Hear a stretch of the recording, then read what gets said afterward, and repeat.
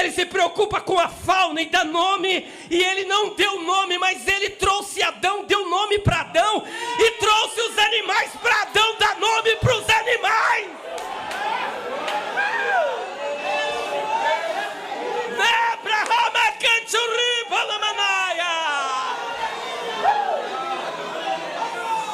É para adorar, é para glorificar, é para exaltar. Esse é o nosso Deus.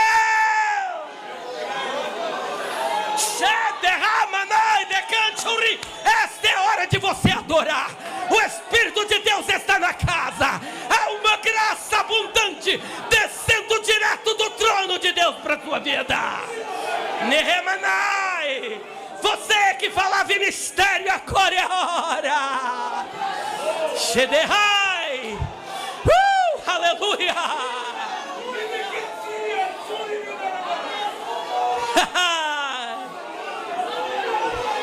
Pode adorar, pode adorar. Ele está presente aqui. Voltemos à palavra. Está gostoso, mas vamos voltar para a palavra. A graça e a paz do Senhor Jesus esteja com esta igreja. Amém. Por gentileza, queiram tomar assento. Meus queridos, antes de tudo, eu quero externar a minha gratidão ao Senhor pela oportunidade singular que Ele nos proporciona de mais uma vez poder estar aqui nesta igreja, a convite do nosso amigo pastor Wilson Faraço, a quem também eu quero externar os meus agradecimentos. E a tantos outros amados pastores e obreiros que nós os conhecemos e os conhecemos também de outra vez que aqui estivemos, eu agradeço a todos. E hoje minha esposa veio me acompanhar e eu a convidei e falei, vamos lá. Ela falou, bora, bem em cima da hora, mas chegamos. E ela está assim, em estado de graça, porque dia 19 ontem ela fez mais um aniversário. Deus deu a oportunidade dela comemorar mais um ano. E eu falei, eu esperei 50 anos para poder abraçar e beijar uma mulher com 50 anos de idade.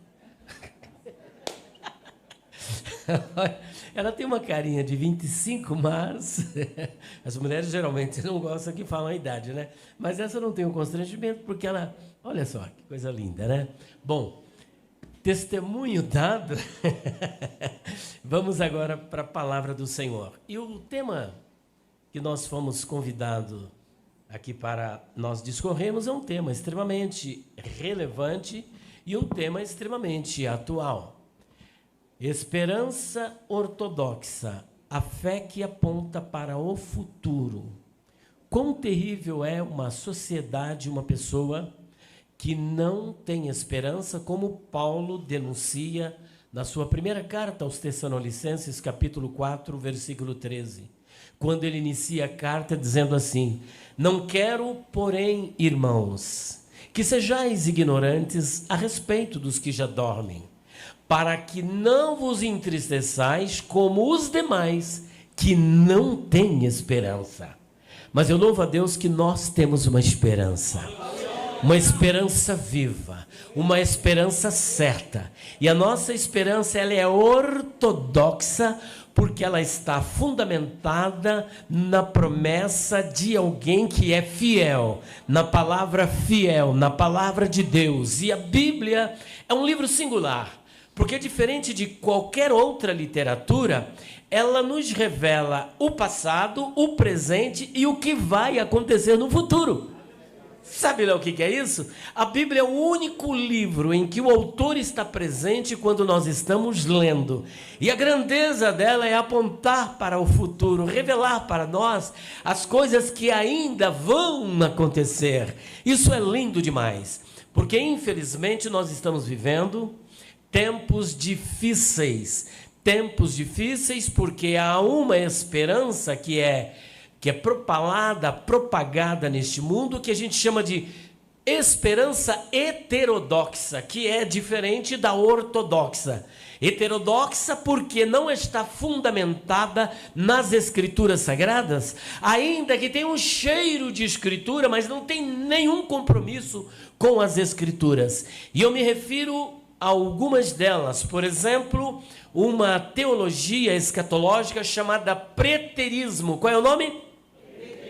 O preterismo nos quer trazer uma mensagem de que tudo já ocorreu no passado, Jesus não voltará, a ressurreição dos mortos não irá acontecer, ninguém vai para o céu. Esta é uma esperança heterodoxa que hoje está ganhando um certo vulto, mas que ela já foi denunciada pelo apóstolo Paulo na sua segunda carta a Timóteo, capítulo 2, versículos 16 até o 18, e Paulo chama esse argumento de falacioso, ele chama este argumento também de um câncer. Se não, vejamos, leiam comigo. Evite igualmente inúteis e profanos, pois os que se negam a isso avançarão cada vez mais na iniquidade. 17.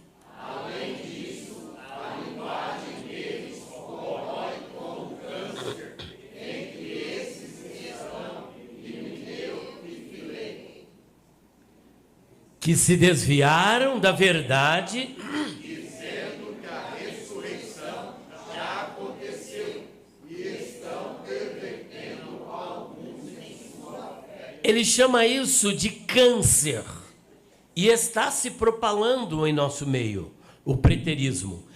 A segunda coisa que nós queremos denunciar é uma esperança fundamentada numa teologia escatológica fundamentado naquilo que nós chamamos de teologia liberal.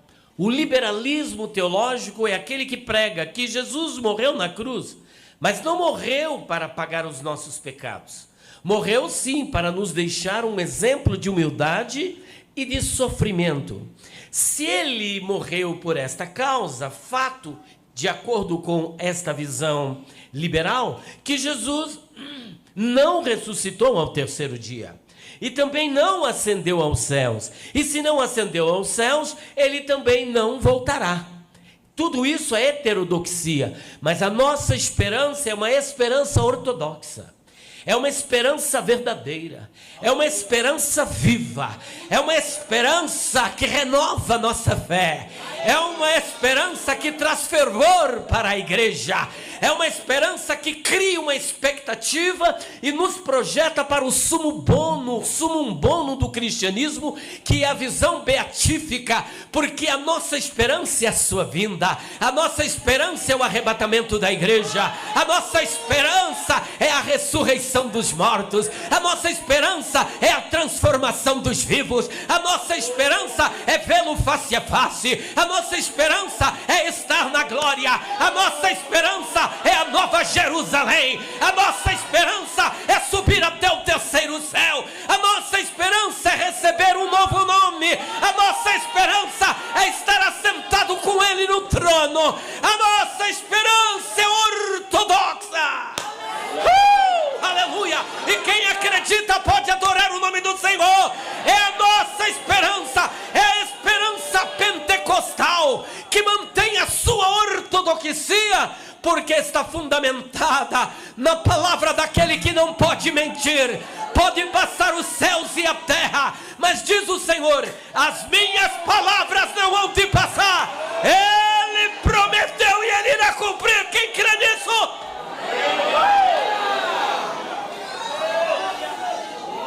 Não se turbe o vosso coração. Credes em Deus, crede também em mim. Na casa de meu pai há muitas moradas. Se não fosse assim, eu vos teria dito, pois vou preparar-vos lugar. E quando eu for e vos preparar lugar, virei outra vez e vos levarei para mim mesmo, para que onde eu estiver, vocês estejam também. Onde ele está?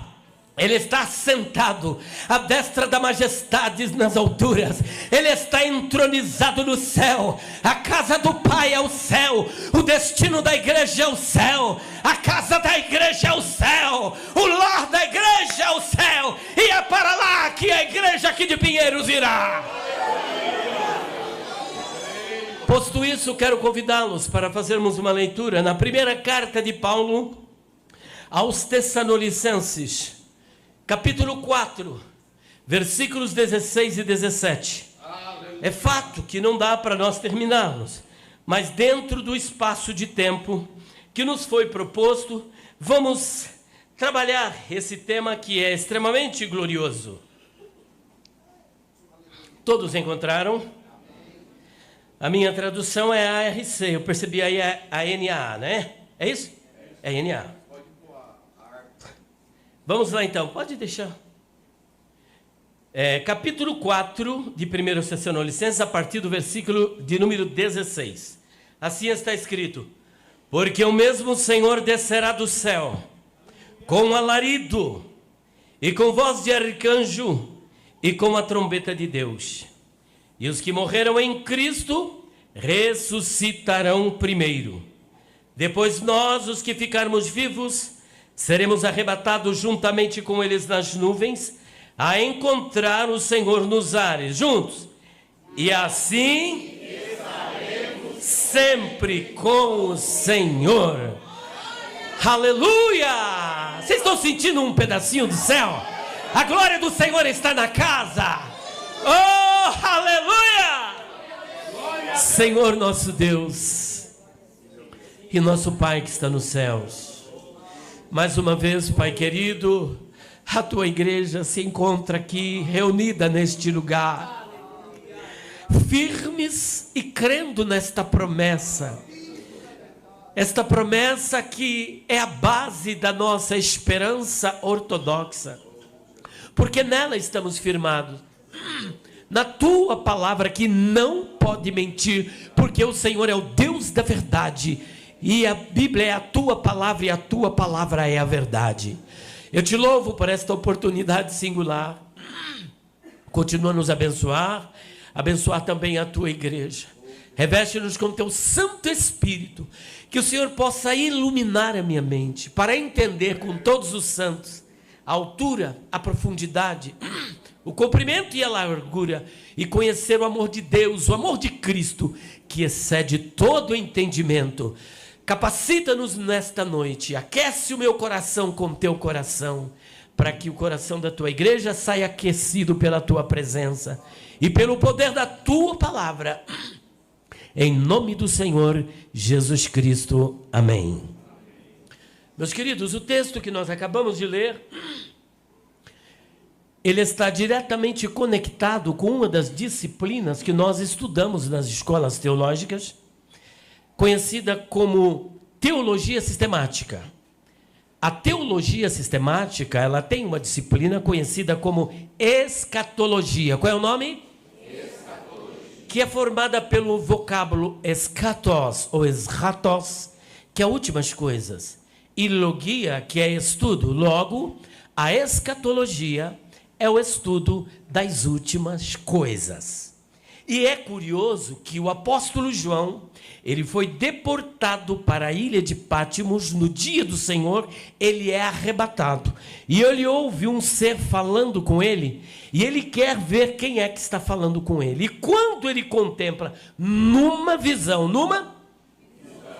aquele ser que falava com ele, ele diz que os olhos eram como chamas de fogo, o cabelo como a branca lã, da sua boca saía uma espada aguda de 2 fios, estava vestido com manto talar, e no cinturão ele tinha um cinto de ouro, seus pés eram como latão reluzente purificado numa fornalha, e ele começou a conversar com ele, e disse: eu sou o que foi morto, e estou vivo, e vivo pelos séculos dos séculos, e tenho a chave da morte e do inferno.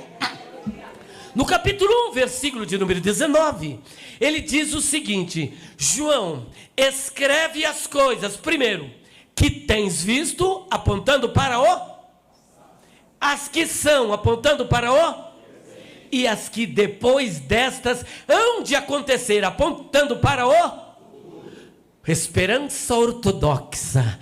A fé que aponta para o futuro está fundamentada na revelação, a revelação que é a palavra de Deus. A inspiração é a capacidade sobrenatural que o Espírito Santo deu para os escritores bíblicos para produzirem a revelação. E a iluminação é justamente o que fazemos. Lemos a Bíblia e no poder do Espírito também recebemos a iluminação para entender aquilo que o Espírito Santo naquela época quis comunicar, e esta comunicação não ficou morta nas páginas da Bíblia e nem para os cristãos do primeiro século. Mas Paulo, em Romanos capítulo 15, versículo de número 4, ele diz: tudo o que dantes foi escrito, para o nosso ensino foi escrito, para que pela paciência e consolação das Escrituras tenhamos esperança. Portanto, o que foi profetizado na ilha de Pátimos tem a ver comigo, tem a ver com você, e nós estamos esperando pela fé, e tudo isso irá acontecer em nome de Jesus. Portanto, estamos nesta expectativa. E então, falando de escatologia, o apóstolo Paulo, na sua primeira carta aos Tessalonicenses, visto que Paulo escreveu 13 cartas, alguns querem atribuir a Paulo uma 14ª carta, que é a Epístola aos Hebreus, mas isto não é um fato, não há como comprovar do ponto de vista da crítica textual, ou mesmo na manuscritologia, ou em qualquer outro meio, bater o martelo não tem jeito, então sabemos que ele escreveu 13. E destas 13 ele escreveu 2 cartas. Primeira carta, no capítulo 1, versículo 10, ele fala de escatologia. No capítulo 2, versículo, se eu não me engano, 17 ou 19, ele fala de escatologia. No capítulo 3, de en passant, também ele fala sobre a escatologia. Mas quando ele chega no capítulo de número 4, ele se demora neste tema. E o capítulo 4, ele está dividido em 2 blocos. Quantos blocos? O primeiro bloco, do versículo 1 até o versículo de número 12. E o segundo bloco, do versículo 13 até o 18. Este segundo bloco, que também é conhecido como perícope, como bloco exortativo. Como a própria expressão já diz, exortativo implica em exortação. E exortação é o ato de exortar. E dentro deste conceito, uma exortação, ela se diferencia da admoestação.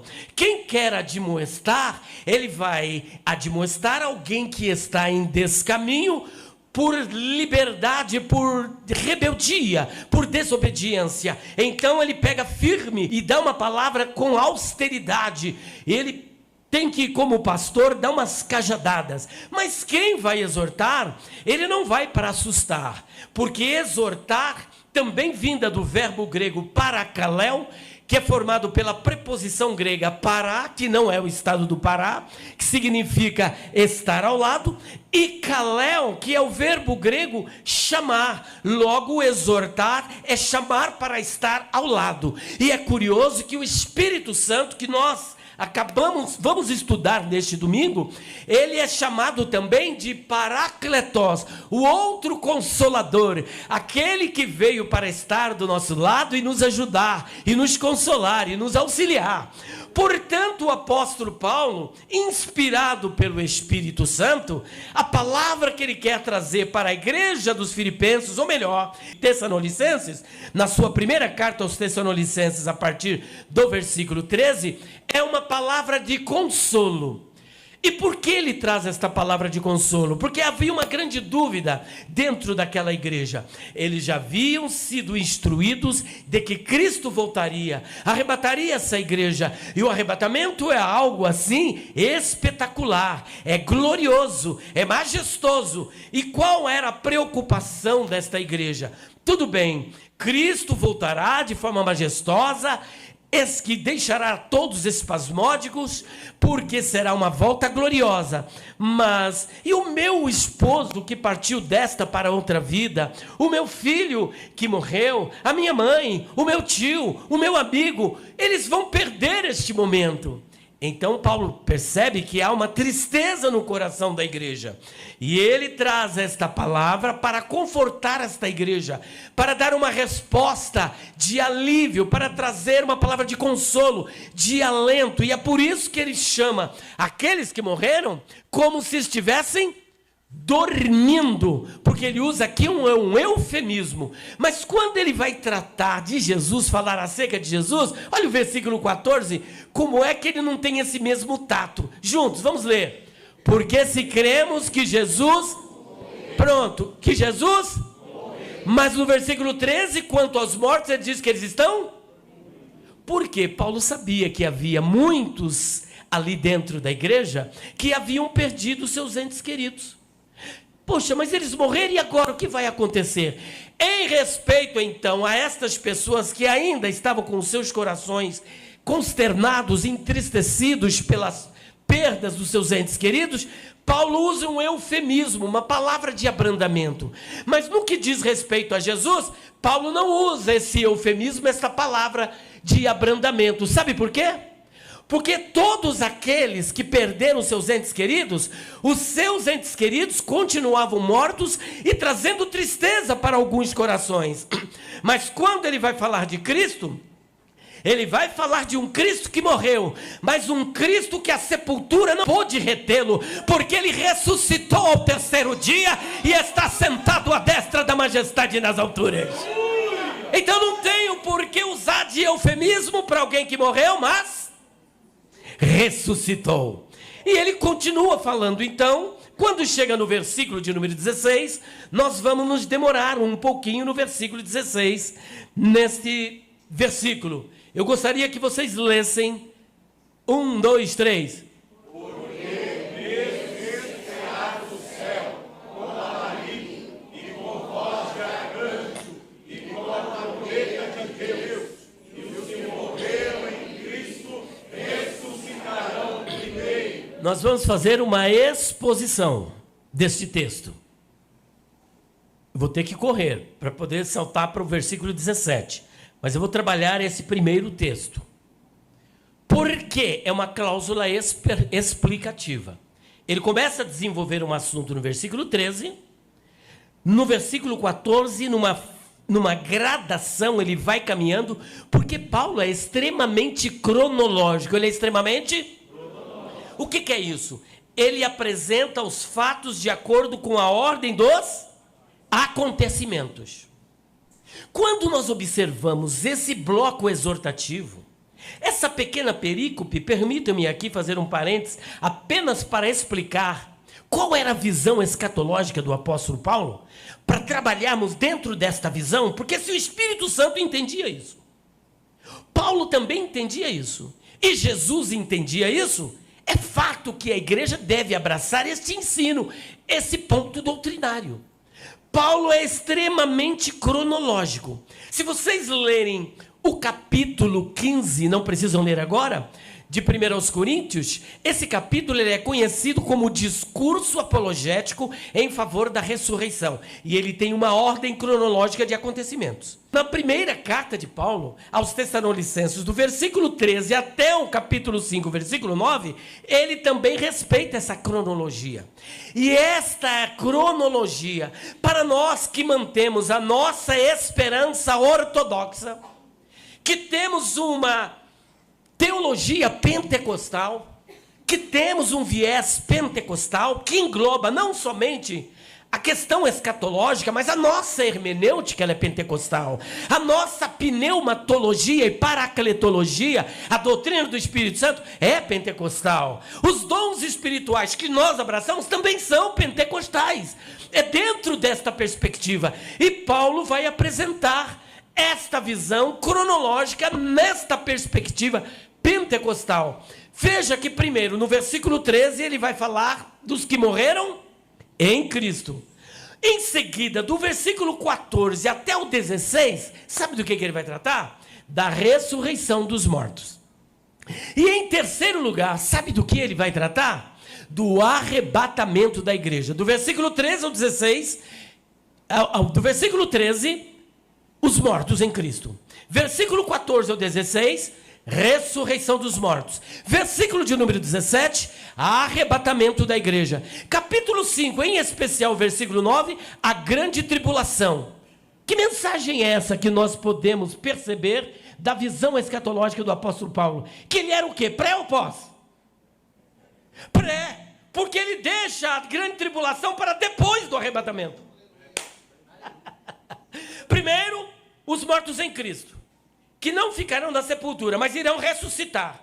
Mas irão ressuscitar quando? Por ocasião do arrebatamento. E depois do arrebatamento, o que vem? A grande tribulação.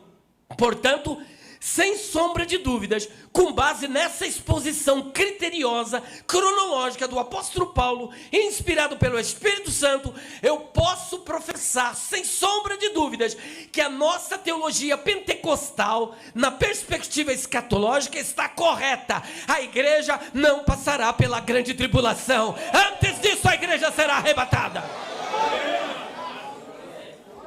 E quem quiser brigar, que brigue com o texto. Brigue com o texto, se vira aqui com o texto. É o que eu posso afirmar, é o que está escrito. Tá certo? É o que está escrito. Portanto, vamos então, versículo 16. Porque o mesmo Senhor, quem é esse Senhor? O Senhor Jesus Cristo. O que ele fará? Porque nós temos certeza, e Paulo também tinha certeza, que Jesus descerá do céu. Primeiro, porque ele teve vários encontros com o Senhor Jesus. Segundo, porque ele leu as Escrituras, porque ele faz alusão às Escrituras. Terceiro, porque ele foi inspirado pelo Espírito Santo para escrever isso. E quarto lugar, porque o seu amanuense, aquele que o seguia nas suas viagens missionárias, que era o doutor Lucas, que escreveu Atos dos Apóstolos, eu quero, por gentileza, que você projete em Atos dos Apóstolos, capítulo 1, 9 a 11, para asseverarmos esta afirmação de Paulo, inspirada pelo Espírito Santo, acerca da descida, da volta do Senhor Jesus. Juntos. E quando dizia isso, vendo eles, foi elevado às alturas, e uma nuvem o recebeu, ocultando os seus olhos. E estando Os olhos fitos do céu, enquanto ele subia, eis que junto deles se puseram dois varões vestidos de branco. prestem atenção no 11, juntos. Os quais lhes disseram: Varões galileus, por que estáis olhando para o céu? Este Jesus que tem entre vós foi recebido em cima do céu. há de vir, assim como para o céu ouvistes ir. Há uma promessa, e esses anjos não estão falando aleatoriamente. Eles estão falando baseado naquilo que Jesus disse. Nem é preciso projetar na tela, porque vocês já conhecem de cor o que eu vou apresentar. João 14, 1 a 3, juntos. Não se turbe Vosso coração, credes em Deus, credes também em mim. Na casa de meu Pai há muitas moradas. Se não fosse assim, eu não o teria dito. Vou preparar-vos lugar. Preparar lugar. E outra vez, e vos levarei para que onde eu estou, estejam vós também. Alguma dúvida? Alguma dúvida do seu destino? Alguma dúvida sobre a sua esperança?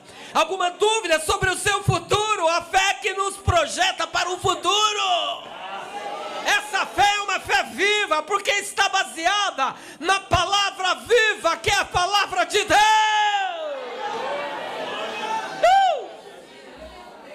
Sem nenhuma sombra de dúvidas, voltemos para o texto de 1 Tessalonicenses, capítulo 4, versículo 16.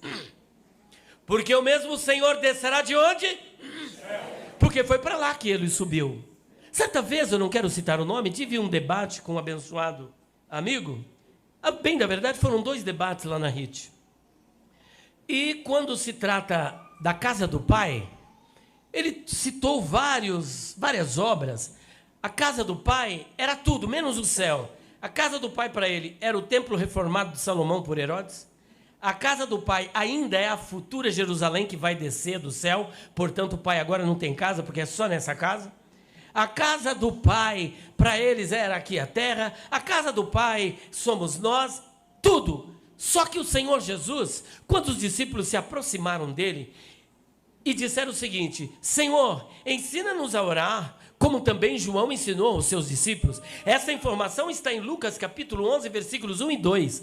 E a outra informação que eu quero apresentar, que é a resposta de Jesus, ensinando os discípulos a orarem, está em Mateus capítulo 6, versículo de número 9, quando Jesus disse assim: e quando orardes, olha, portanto vós orareis assim, o quê? Pai nosso que estás nos céus, santificado seja o teu nome.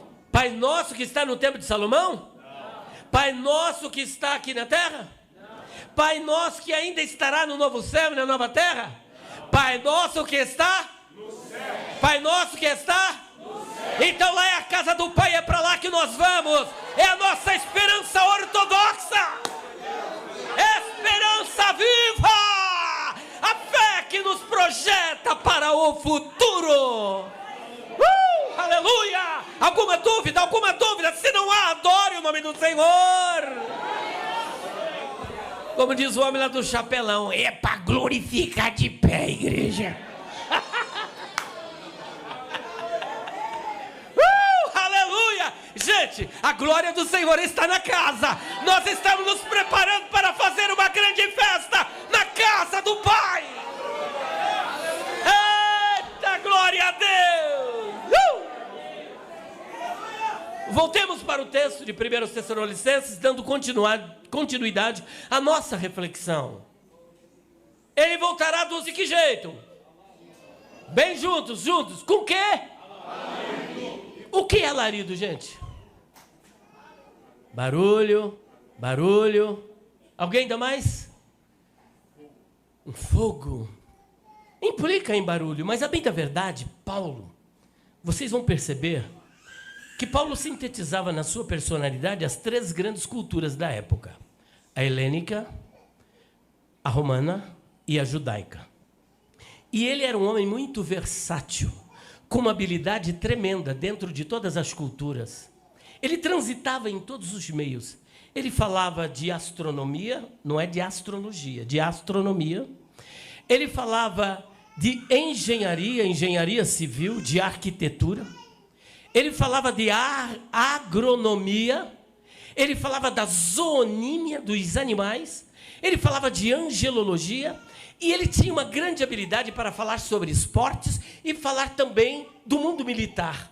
Ele usa um termo militar, não somente aqui, mas também lá em 1 Coríntios. Ele fala de trombeta, ele fala de tagma, que é um termo usado para falar de ordem, onde é um grande pelotão que cada um vai obedecendo uma ordem para avançar e atacar o inimigo. E aqui ele usa um outro termo militar, que é alarido, que é... alarido. O que é alarido? Alarido é uma voz de comando. Alarido o que é? Voz de comando. E esta voz é tão poderosa, mas tão poderosa, que quando ela for ressoada, aqueles que morreram em Cristo ouvirão esta voz e ressuscitarão. Aleluia! A igreja ouvirá esta voz, e os que estiverem mortos ressuscitarão, e os vivos serão transformados, e nós subiremos com ele ao encontro nos ares.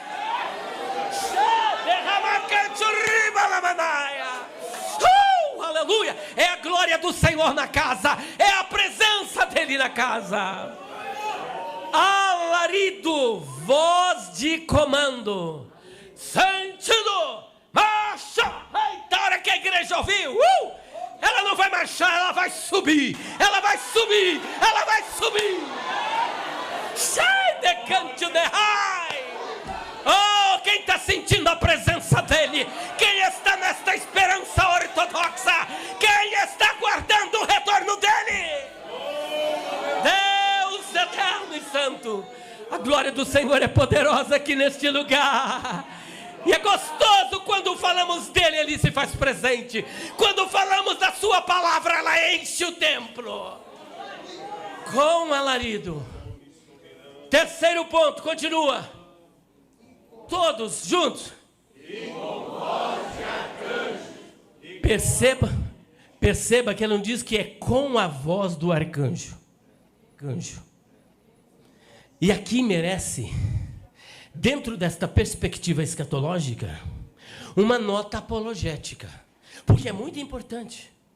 O pastor Ezequias Soares, que é mestre em ciências da religião, homem que conhece muito bem do grego, do hebraico, um conhecimento tremendo, que inclusive foi responsável pela elaboração da nossa declaração de fé, ele que está por trás de tudo aquilo ali.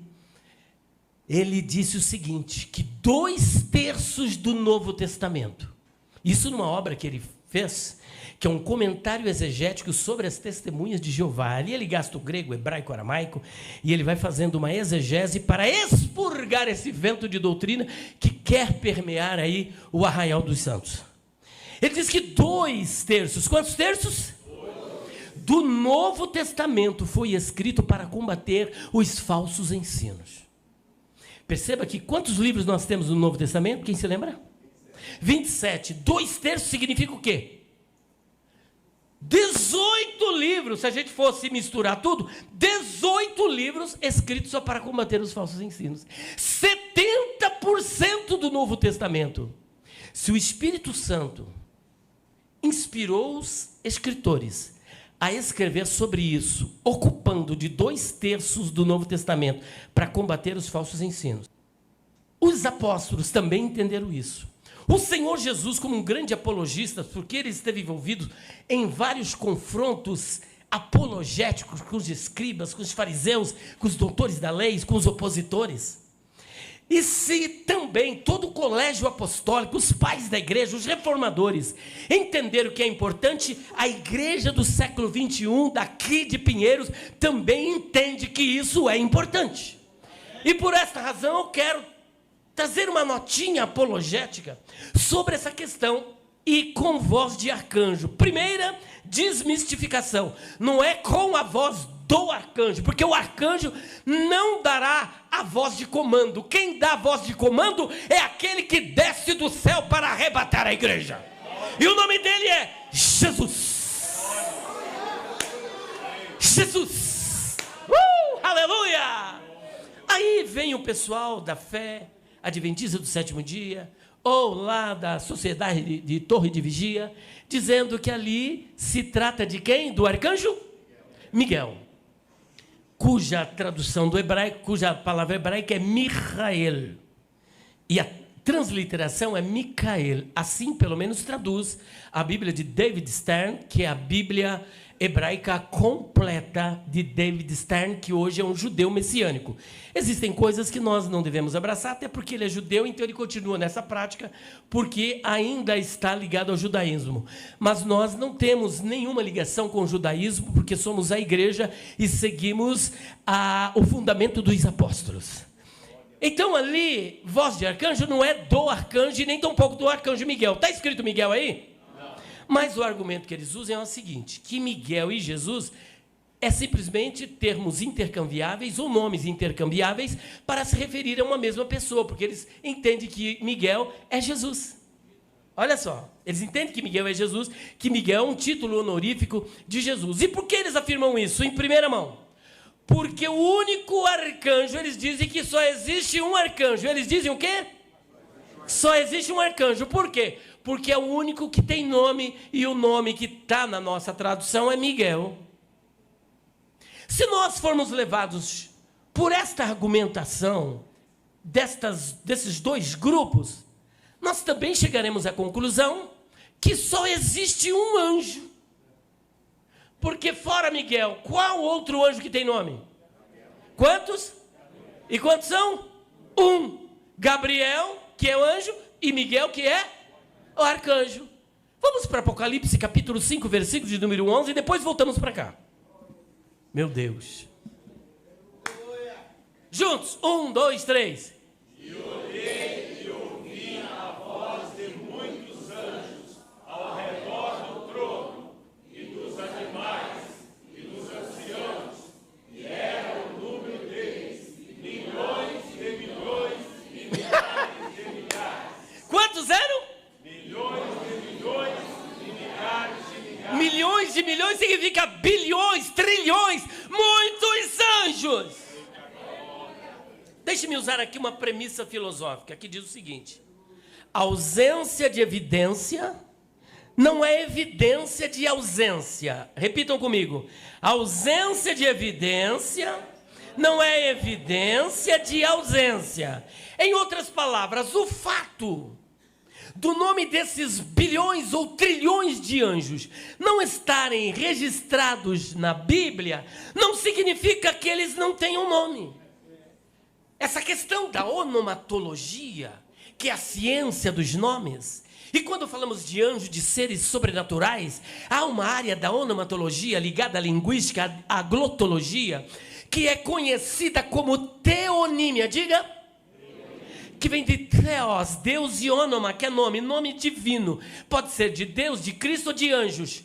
Então o fato de não estar escrito não significa, porque veja que Deus, ele está tão atrelado a esta questão de nome, que na antiguidade não ter nome era sinônimo de não existir. Por isso a Bíblia diz que Deus conta as estrelas, que são trilhões e trilhões e quinquilhões, e chama cada uma pelo seu nome. Chama cada uma pelo nome. Ele te conhece, o teu nome está na palma da mão dele. Ele sabe o teu nome, ele sabe o teu endereço, ele sabe quem é você, ele sabe como você está aqui, ele sabe por que você veio aqui, ele sabe o que está acontecendo contigo, ele conhece o seu CPF, ele conhece o seu endereço, ele sabe o teu nome, ele te conhece. Ananias, vai à rua direita, na casa de Judas. Lá tem um homem que veio de Tarso, e o nome dele é Saulo. Ele está orando, e ele teve uma visão, e na visão ele viu que você chegaria e impunha as mãos sobre ele, e ele era curado. Jesus sabia, o Espírito sabia o nome da rua, o nome do dono da casa, o nome do visitante, o que o visitante sonhou, e o que ele queria, o que iria acontecer. Ele conhece o teu nome, ele conhece. Ele sabe o teu nome, ele sabe o teu nome. Ele se preocupa tanto com os nomes, que ele lá no início do Gênesis, no capítulo 1, versículo 1, está escrito assim em hebraico: Bereshit bara Elohim et hashamayim ve'et haaretz. Ele não quer dizer que ele existe, ele já se apresenta. É como Elohim. Ele já se apresenta com o nome.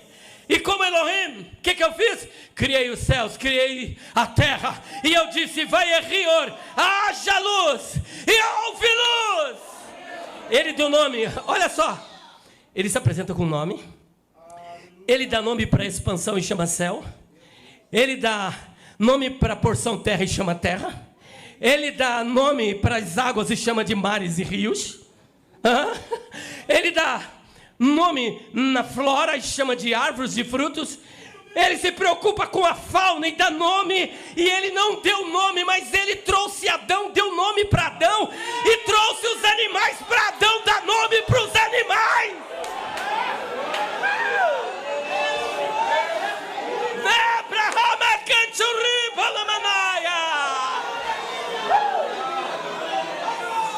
É para adorar, é para glorificar, é para exaltar. Esse é o nosso Deus.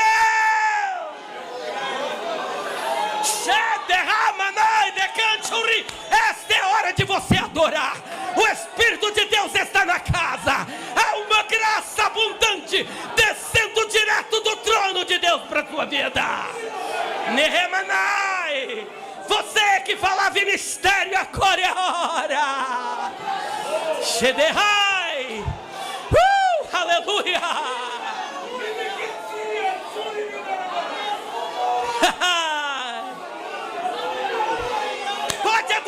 Pode adorar. Ele está presente aqui. Voltemos à palavra. Está gostoso, mas vamos voltar para a palavra. Percebeu? Ele se preocupa com o nome dos animais. Adão, chega mais. Aí ele, chama os animais. Não sei de onde vieram, mas vieram todos. Falou: pode dar nome para eles. Chamaram demais para dar nome para bicho. E você acha que ele não vai estar preocupado com você, comigo, com a sua igreja? Bom, vou parar por aqui, gente. Há um filólogo português, ele é do início do século XX. Chamava-se Joaquim J. Nunes. Ele iniciou uma obra sobre antroponímia. A antroponímia cuida dos nomes próprios, nomes de pessoas de um modo geral. Mas ele partiu sem poder concluir a obra que ele iniciou. Quem finalizou essa obra de Joaquim J. Nunes foi José Leite de Vasconcelos, um filólogo português que tem um acervo muito grande na Universidade de São Paulo. E eu tive a oportunidade de ir lá na USP fazer pesquisa. E depois, no Alfarrábios, ou seja, numa casa de livros usados, eu tive acesso a uma obra dele conhecida como Onomatologia. E na minha pesquisa tive acesso a uma outra obra chamada Antroponímia, isso de José Leite de Vasconcelos. E nesta obra, que eu tenho a cópia em casa, na época que você podia ir na biblioteca, copiar e trazer para casa, ele diz o seguinte: os nomes que Adão deu para os animais naquela época são os mesmos nomes que nós conhecemos hoje. Eu vou parar por aqui porque tem um texto diante de nós que é 1 Tessalonicenses, capítulo 4, versículo 16. Paramos falando sobre Miguel, sobre o archangelos, sobre o arcanjo, e desmistificando essa questão que arcanjo ali não existe apenas um. E eu vou provar para vocês. Daniel, capítulo 10, versículo de número 13, e voltaremos para o texto. Gente, é muita coisa para falar. Daniel 10, versículo 13. Olha só o que está escrito em Daniel, capítulo 10, versículo 13. Eu vou citar uma parte apenas em hebraico. Michael ahad hasarim harishonim. Repitam comigo. Michael ahad hasarim harishonim.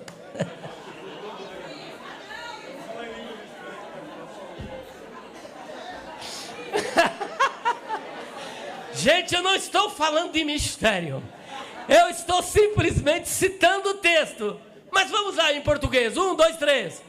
Mas o príncipe da Pérsia se pôs defronte de mim 21 dias, e eis que Miguel, um dos primeiros príncipes. Pronto. E eis que Miguel, o quê? Um dos primeiros príncipes. Um dos primeiros príncipes. Se ele é um dos primeiros príncipes, ou um dos príncipes cabeças principais, arre, é sinal que igual ele também tem. Eu creio. Então ele não é o único, tem mais. Voltemos para 1 Tessalonicenses, capítulo 4, versículo 16. Eu ainda tenho 10 minutinhos. 1 Tessalonicenses 4, 16. E com voz de arcanjo, em outras palavras, com voz como de arcanjo, que é uma voz potente, poderosa, que é justamente o alarido. Esse alarido é esse brado, essa voz de comando, que é como de arcanjo, é uma voz poderosa. Não diz que é a voz do arcanjo Miguel, até porque nem Miguel está aí, e arcanjos são muitos. E o que mais? Juntos, bem alto. Se eu for me demorar nessa trombeta de Deus, acabou o estudo por aqui. Mas eu vou passar rapidinho, tá bom? Essa trombeta de Deus, os pós-tribulacionistas, que eu considero também uma heterodoxia. E por que eu chamo de heterodoxia? Ortodoxia é aquilo que é correto. E heterodoxia é aquilo que é torto. Aquilo que está fora da palavra. Ainda que eles, ficam aí tal, querendo provar que Jesus voltará depois, mas Jesus diz que vem antes. A fé heterodoxa, que são a dos pós-tribulacionistas, dizem que a trombeta de Deus, que está em 1 Tessalonicenses, capítulo 4, versículo 16, é a mesma de Apocalipse, capítulo 11, versículo 15. E eles dizem também que a última trombeta apresentada por Paulo, em 1 Coríntios, capítulo 15, versículo 52, também é a mesma lá de Apocalipse, capítulo 11, versículo 15. Mas vamos começar aqui por 1 Coríntios 52, para que possamos descartar de uma vez por todas este argumento falacioso do pós-tribulacionismo. E já vou logo rápido dizer porque eu faço coro com Paulo, com o Espírito Santo, com a Bíblia, com Jesus, e vou dizer o porquê não sou pós-tribulacionista. Pergunte para mim. Por quê? Porque na visão pós-tribulacionista, por ocasião do arrebatamento, a igreja não vai para o céu. Vou repetir, simples assim, gostei. Na visão pós-tribulacionista, qualquer pós-tribulacionista que confessar para você que a igreja será arrebatada para o céu, ele é pré, mas não sabe disso. Porque na confissão, na teologia, na visão pós, a igreja não vai para o céu. E com a palavra, um grande expoente do pós-tribulacionismo, conhecido como Anthony Huckman, ele diz que o céu não é lugar de corpos glorificados, mas é aqui na terra. Eu sinto que ele já partiu desta para outra vida e não está aqui para eu fazer a seguinte pergunta para ele, ou dizer para ele, bom, se lá não é lugar de corpos glorificados, vamos pedir para Elias descer, para Enoque descer e para Jesus também descer. Porque Jesus está lá com o corpo glorificado. Enoque, corpo, vocês ficaram quietos, mas é glorificado, porque carne e sangue não pode herdar o reino de Deus. Só quem teve o corpo transformado pode suportar a glória que está lá em cima nos esperando. É muita coisa para nós, é muita teologia para o nosso HD. É o que os teólogos chamam de teologia apofática, aquilo que é suprarracional, aquilo que está além, aquilo que, por mais que nós quebremos a cabeça aqui, gente, aqui não dá para a gente entender tudo, não. É só uma gotinha que caiu lá do céu, pingou aqui, ó. O melhor está nos esperando, está lá em cima. Esperança ortodoxa. Portanto, perceba uma coisa. Quando nós falamos, voltando para a questão da trombeta, para ser mais exato, meu Deus do céu, eles dizem que lá em Apocalipse 11, 15, está falando da mesma trombeta. Mas nós vamos ver alguns relatos que ocorrem aqui vamos voltar lá para 1 Coríntios, capítulo 15, versículo 52? Por gentileza. Obrigado. Vamos lá, juntos. Um momentinho. Esse no momento, a palavra grega é atomô. É algo milésimo de segundo. Hã? E aí? Essa tradução ela é muito maravilhosa, mas aí há uma tradução meio diferente, porque é num piscar de olhos. Continuando. Última trombeta. Porque a trombeta soará e os mortos e nós? Seremos transformados. Alguém vai dizer, olha, ela é a última trombeta. Lá em Apocalipse 11, versículo 15, mostra que o sétimo anjo tocou a sua trombeta. Porque João é arrebatado até os céus, ele também foi arrebatado em visão, em espírito melhor. Abriu-se uma porta no céu, e aquele que falava com ele como voz de uma grande multidão de trombeta, lhe fez um convite, suba para cá. Quem é que falou com ele lá na ilha? Jesus. E Jesus convida ele para subir, e Jesus convida a igreja para subir. Apocalipse capítulo 4, versículo 1. Suba para cá. E ele ali contempla um trono. Olha lá, juntos, 1, 2, 3. Depois destas coisas, olhei, e eis que estava uma porta aberta no céu, e a primeira voz, e como de trombeta vinha falar comigo, disse, sobe aqui, e mostrar-te-ei as coisas que depois destas devem acontecer. É aquilo que ele falou no capítulo 1, versículo 19. As coisas, escreve as que vistes, as que são e as que depois destas. Aí ele falou, agora eu vou te mostrar. Quando chega, eu não vou entrar no capítulo 4, porque tem muito mistério no capítulo 4. Vamos pular para o 5. No capítulo 5, João, já no 4, ele contempla um trono. E no trono tem alguém que está sentado. Quem estava lá? É Deus, o Pai. Alguns dizem que só tem o trono de Deus. Não, não é verdade. Tem o trono de Deus e tem o trono do Filho. Inclusive, quero deixar aqui uma palavra para vocês. Talvez o pastor Wilson nunca mais me convide. Eu vou me assentar no trono de Jesus. Olha que silêncio, isso que eu gosto. O senhor também, né? E a igreja também. Olha aí, ele confirma comigo. Então não tem só um trono. Tem o trono do Senhor Jesus. Eu não vou pedir para fazer a leitura, porque senão vai desfocar, mas vocês podem anotar. Capítulo 3, versículo de número 21 de Apocalipse, foi uma promessa para a pior igreja do Apocalipse, ou a segunda pior igreja do Apocalipse, que ninguém dava nada, não tinha nada de bom para falar, mas recebeu a melhor promessa, melhor do que a de Filadélfia. Então, quando você olhar para alguém, cuidado. Para você está caído, mas para Deus está de pé. Para você está caído, mas Deus pode levantar, Deus pode renovar, Deus pode firmar.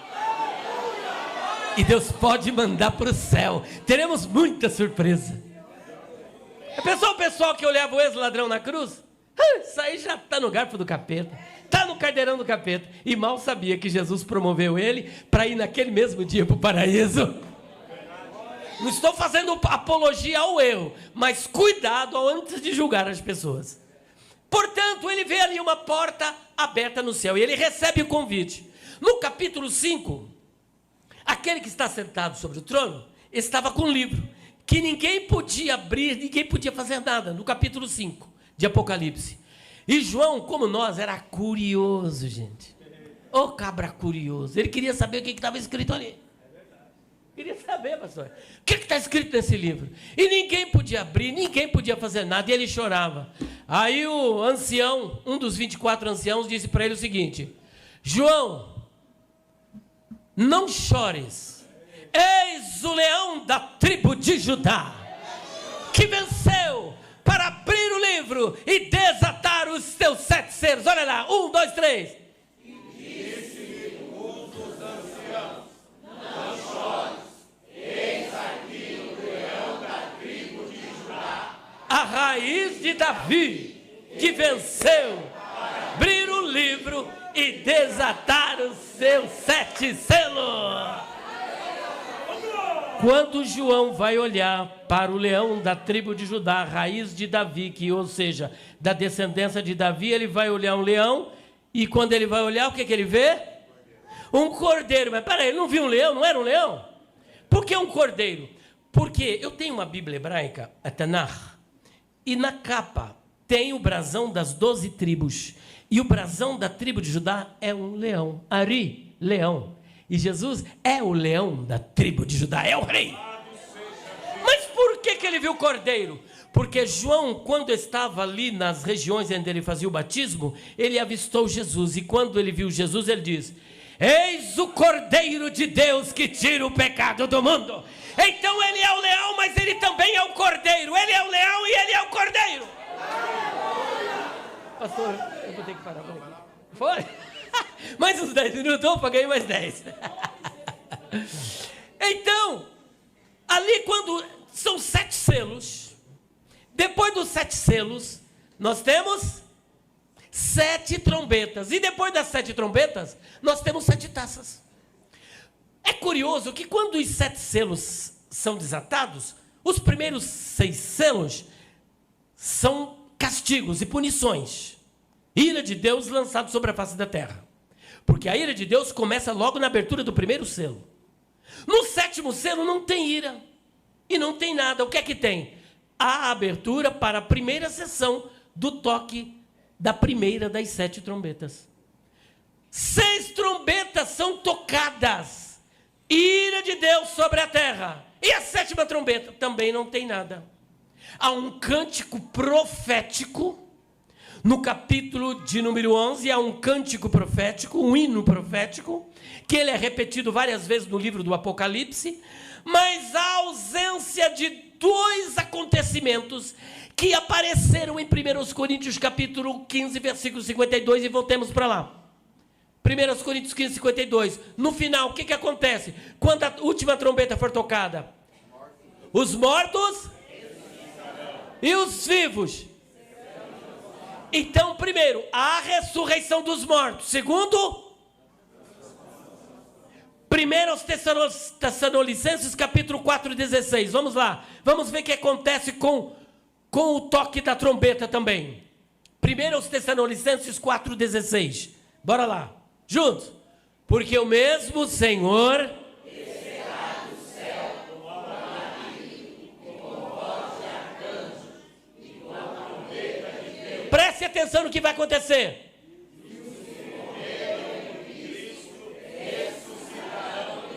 O que vai acontecer no toque da trombeta? Os mortos em Cristo? Início do 17, o que vai acontecer? 17, versículo 17. Juntos. Depois nós que ficarmos vivos seremos arrebatados juntamente com eles nas nuvens para encontrar o Senhor nos ares. Perceberam? Ressurreição dos mortos, presente em 1 Coríntios 15, 52 e presente em 1 Tessalonicenses 4. Transformação dos vivos, presente em 1 Coríntios capítulo 15, 52 e presente em Tessalonicenses, porque ninguém pode subir para o céu sem ter corpo transformado. Moisés quis ver a glória de Deus, o Senhor falou, não Moisés, eu já poderia tê-lo matado logo no início quando eu te chamei, e você inventou 5 desculpas para não ir para o Egito, e na última você disse, pode mandar quem o Senhor quiser, porque eu não vou. Deus tirou e podia matá-lo, mas não adianta, se Deus te chamou, é para você fazer a obra, nem que for arrastado, tu vai. Você vai sim, ai de ti se não vier. Se não for. Aleluia! Tá fugindo? Não foge não, Jonas. Você vai voltar para o centro da vontade de Deus. Vê que no 17 tem transformação. Agora vamos lá para Apocalipse capítulo 11, versículo 15. Vamos ver se vamos encontrar ressurreição dos mortos, transformação de vivos e arrebatamento da igreja.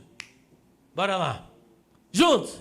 E tocou o sétimo anjo a trombeta, e houve no céu grandes vozes que diziam. Isso aqui chama-se hino profético. É um hino que é cantado. É um futuro profético. Eles estão clamando esse hino. Vamos lá juntos? Os reinos do mundo vieram a ser de nosso Senhor e do seu Cristo, e Ele reinará para todos sempre. Por que ainda não aconteceu, mesmo na época deste canto? Os pós dizem que isso aí é a trombeta do arrebatamento. Só que o reino deste mundo só virá a ser do Senhor depois da grande tribulação e quando o reino for implantado.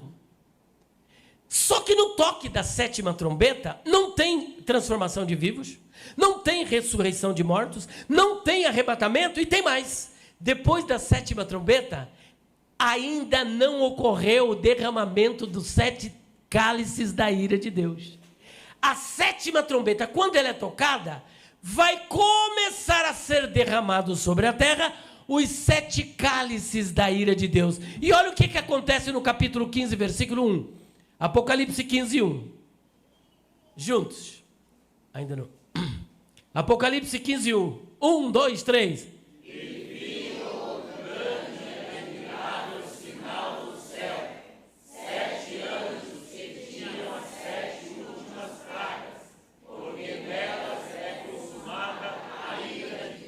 Quando a ira de Deus é consumada? Nas 7 trombetas ou nas 7 taças? Só que depois da 7ª trombeta ainda tem 7 taças. Justamente, né? A voz dos trovões. O que diziam os trovões? Você sabe? Não sabe o segredo? Ninguém sabe, é um segredo. Portanto, essa trombeta nada tem a ver com a trombeta de Apocalipse, ou melhor, de 1 Tessalonicenses 4,16, e nem de 1 Coríntios 15, 52. A trombeta de 1 Coríntios é a última trombeta. Alguém pode dizer, mas a 7ª trombeta não é a do 7º anjo e o último anjo? É. E lá não é a última trombeta? É. Aí eu quero evocar, não aqui fazendo um apelo à autoridade, que primeiro fizemos uma exposição bíblica, a palavra de um grande expoente das Escrituras que já nos deixou. Ele escreveu uma obra chamada Entendes o que lês? Alguém lembra o nome dele? Foi publicado pela CPAD, uma das obras dele, que é um comentário de 1 Coríntios. Gordon Fee, que já partiu. Assembleano, um grande exegeta, respeitado no mundo acadêmico, não somente entre os pentecostais, entre os dispensacionalistas, mas no mundo acadêmico de um modo geral. E ele dá a seguinte explicação para a última trombeta. Ele falou, a última trombeta de 1 Coríntios, vocês podem ler lá quem tiver acesso ao livro, a esse comentário, não é última porque obedece uma ordem sequencial. Ela é última porque ela anuncia o último evento relacionado à igreja na terra antes do arrebatamento. Depois do arrebatamento, a igreja não tem nada mais a ver com essa terra. Ela sai da terra e vai direto para o céu. Eu vou parar por aqui, sem extrapolar o tempo.